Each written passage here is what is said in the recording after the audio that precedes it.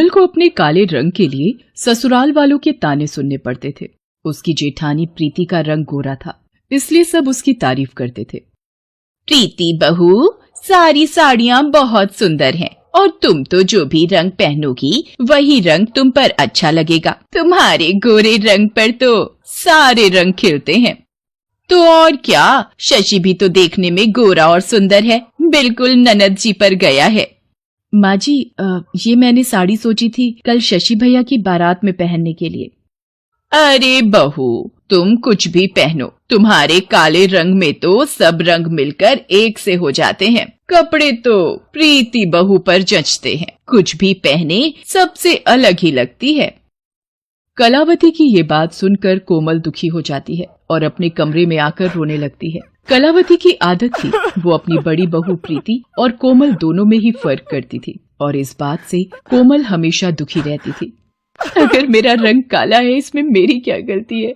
मैंने कभी भी इस घर की अच्छी बहू होने में कोई भी कसर नहीं छोड़ी। उसके बाद भी प्रीति भाभी को इतना सम्मान मिलता है और मुझे इतना नीचा दिखाया जाता है। अगले दिन सब शादी में पहुंचते हैं। प्रीति भाभी, मेरी एक हेल्प करो। सुरमा भराई की रीत के वक्त आप कोशिश करना कोमल भाभी कैमरे में ना आने पाए, नहीं तो मेरी शादी की सारी एल्बम की फोटोज और शादी की वीडियोस खराब हो जाएंगी। चिंता मत करो देवर जी, मैं उसे आपकी घोड़ी के आसपास भी नहीं फटकने दूंगी। प्रीति भाभी, वो बुआ जी ने देवर जी के लिए सुरमा भराई रस्म के लिए भेजा है, देवर जी लगवा लेते। प्रीति भाभी, मेरे लिए जरा एक गिलास पानी मंगवा देते। कोमल, जरा देवर जी के लिए एक गिलास पानी ले आओ।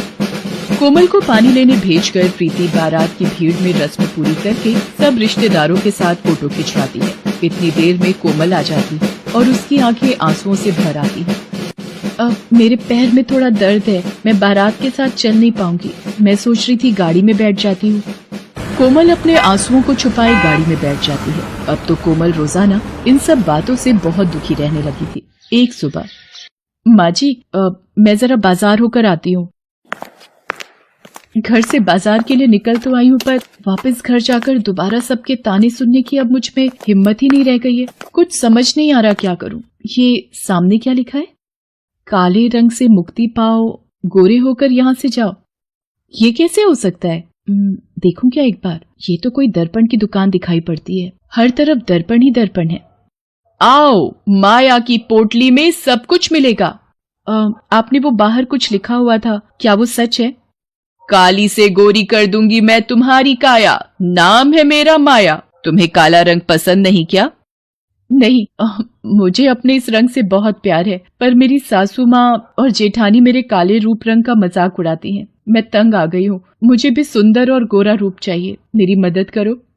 ठीक है, तो मैं तुम्हें जादुई दर्पण में भेज देती हूँ, पर एक बात याद रखना, इस जादुई दर्पण का जादू हर अमावस्या की रात के लिए समाप्त हो जाया करेगा। यदि उस रात तुम्हें किसी ने देख लिया तो उसके बाद दोबारा तुम कभी भी गोरा रंग नहीं पा सकोगी, तुम फिर से काले रूप रंग में आ जाओगी।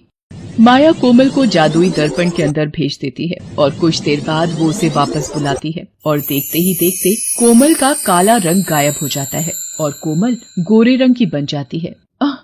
ये मैं हूँ? मुझे तो यकीन ही नहीं हो रहा है, मैं इतनी सुंदर बन गई। अब तो मेरा मुकाबला कोई नहीं कर पाएगा। सासू माँ और जेठानी जी तो देखती रह जाएंगी। आपका बहुत बहुत धन्यवाद माया जी, मैं आपका ये एहसान कभी नहीं भूलूंगी। माया के जादुई दर्पण से गोरा रंग रूप पाकर कोमल बहुत खुश हो जाती है। सारे मोहल्ले वाले भी उसे देखकर हैरान रह जाते हैं। ये कलावती जी की बहू कोमल है ना? ये सुंदर कैसे बन गई? इसका रंग तो बहुत काला था, पर ये तो बहुत ही गोरी हो गई, जैसे अभी दूध से नहाकर आई हो। सचमुच बहन, ये तो मानो चांदी सी गोरी हो गई है, जैसे कोई चमत्कार हो गया हो। उल्टे तवे जैसी काली थी, पर इसे देखकर तो लगता है पूरे मोहल्ले में इससे सुंदर कोई है ही नहीं।